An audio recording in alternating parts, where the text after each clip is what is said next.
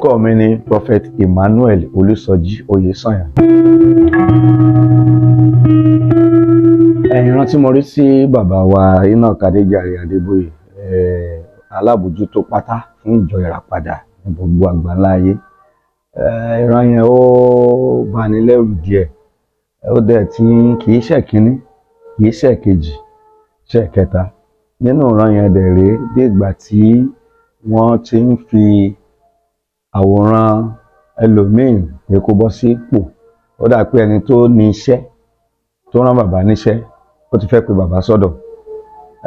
Níbi ọdún tó kọjá bàbá ń jẹun nínú ìran. Eléyìí ò sí nínú fọ́nrán tí mo gbé jáde. Bàbá ń jẹun nínú ìran. Wọ́n jẹ oúnjẹ yẹn, ìgbà tí wọ́n jẹ oúnjẹ yẹn débì kan wọ́n dìde. Ṣùgbọ́n ẹnìkan, mi ì fẹ́ dárúkọ ẹni yẹn nínú ìfọ̀rọ̀wánilẹ́nuwò, wọ́n ní kó bọ́ sí, obìnrin lẹ́ni yẹn náà, wọ́n ní kó bọ́ síbẹ̀. Ẹni yẹn wá ń gbọ́ bàbá yẹn ní kẹ́ sì jókòó kẹ́ máa jẹ lọ, ìyẹn lọ bẹ́ẹ̀. Ṣùgbọ́n nígbà tí ọdún fẹ́ tún parí, tèmi fúnra mi ń gbàdúrà pé Olúwa, ìrìn àjò mi lọ́dún yìí báwo ni, àti tọdún tó ń bọ̀ báwo ni mo ṣe fẹ́ ṣe. Mo wá fi nǹkan kan kún àdúrà yẹn pé Olúwa, bí ọdún 2 sí 3 sẹ́yìn ohun yín nìkan ni mò ń gbọ́, ṣùgbọ́n láwọn ọgbà kan ẹ máa ń wá láwòrán bàbá Adébóyè láti wá bá mi sọ̀rọ̀ débi pé tí a bá ń ṣe iṣẹ́ àkànṣe lórí òkè ìmúṣẹ àdúrà, bóyá à ń kọ́ ibì kan ni, à ń tún níbi àdúrà kọ́ ni, Ọlọ́run á wá ní àwòrán bàbá Adébóyè, wọ́n á sọ fún mi pé báyìí lẹ́sìn máa ṣe lé, báwo lẹ́sìn mo lè lẹ́yìn pásítọ̀ kan àbí méjì tóun náà ti rí wọn bẹ́ẹ̀ rí lójú àlá táyé ó rí pé mi àti wọn jọ ń sọ̀rọ̀. Ṣùgbọ́n láti bí ọdún kan méjì ohun máa ń gbọ́, Olúwa, àbí mo ti ṣẹ ni, àbí irinṣẹ́ lásán ni mí ní ìsìn kó má gbé àmì kì í ṣọmọ. Ọlọ́run, mo fẹ́ mọ̀. Inú àdúrà yẹn ni mo wà, nínú àdúrà títí mo fi gbàdúrà tí mo fẹ̀gbẹ́ lélẹ̀. Bó bí ìṣípayá yẹn ṣe wá nìyẹn. Mo wá rí màmá Folú Adébóyè, ibi tí ara ti bẹ̀rẹ̀ sí fún mi nìyẹn. Mo rí màmá Folú Adébóyè, wọ́n wá ń béèrè lọ́wọ́ mi, wọ́n ń bé bó ni mo bá ṣe ìrànṣẹ́ dé, àwọn nǹkan wo ni mo ti ṣe. So àwọn ṣáà ń ṣàlàyé fún wọn, wọ́n wá ní báyìí ló ṣe yẹ kó ṣe léyìí. Realize dẹ̀rẹ̀ àwòrán bàbá Adébóyè ni mo máa ń rí tẹ́lẹ̀. So iye mi ò tètè wá sọ torí pé ìṣípayá ni. Bá a ti wá ń sọ̀rọ̀ màmá wa ṣe báyìí pé wòlíì, aago 6 ti fẹ́ lù, mo fẹ́ lọ fàdúrà wákàtí àdúrà aago 6. Bí ìṣípayá yẹn ṣe lọ nìyẹn.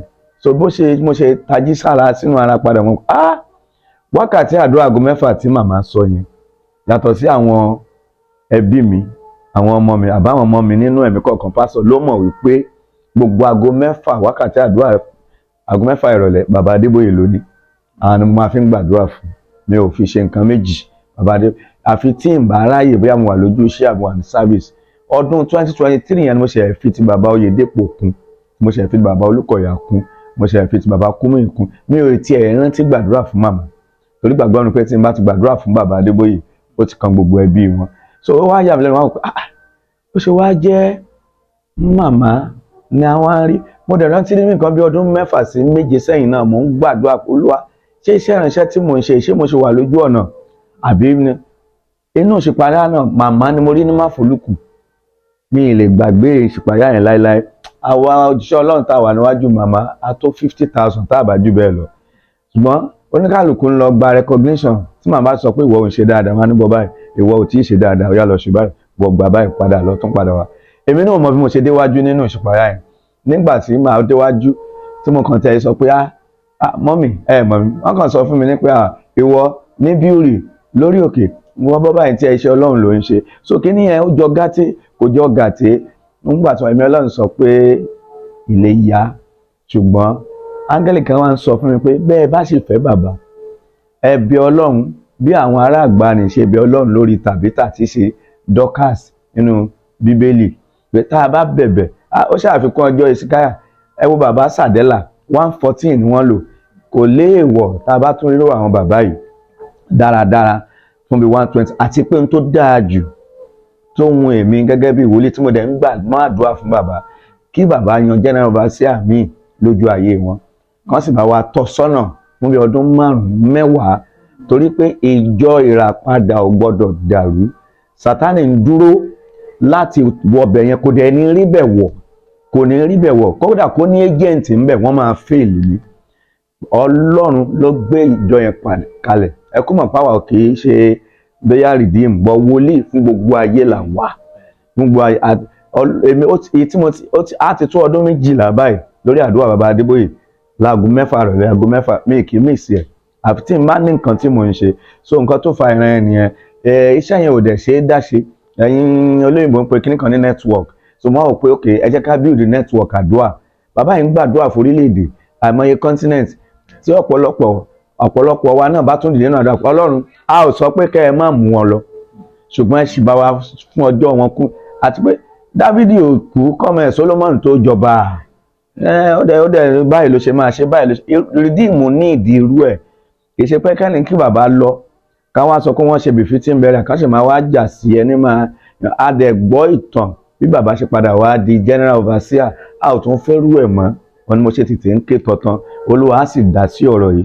mo dẹ̀ fẹ́ fi àsìkò ìdúpẹ́ lọ gbogbo àwọn tó ti wo fọ́nrán yẹn lókè òkun ní Nàìjíríà wọ́n á kàn send kíní sí mi ní inbox ni pé we have joined the prayer baba will not die mo ń fi àsìkò ìdúpẹ́ lọ́wọ́ wọn gbogbo wa náà tá à ń gbàdúrà fún wọn náà la máa dàgbà.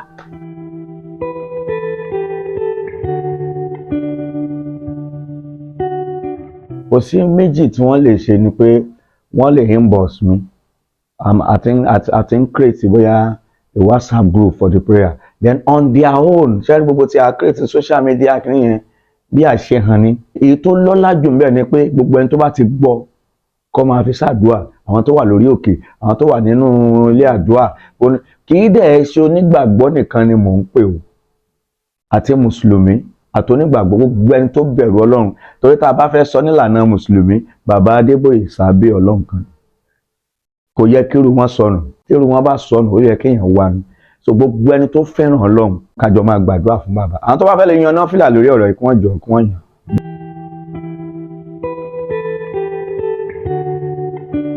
Orí òkè Ìmúṣẹ-àdúrà wà ní olú ìpínlẹ̀ Ògùn tí í ṣe Abẹ́òkúta wọ́n pe ibìkan ní Bíórì roundabout wà níbẹ̀ ibẹ̀ ní top Bíórì àtijọ́ wà roundabout yẹn gan àwa la dojúkọ roundabout yẹn gan ẹ ó ti rí bíbọ̀dù wa ẹ rí fọ́tò wòlíì ẹ rí àwọn àsíá àwọn orílẹ̀-èdè díẹ̀díẹ̀ lẹ́gbẹ̀ẹ́ kan gòkè wá ní Ọlọ́run wà ńbẹ̀.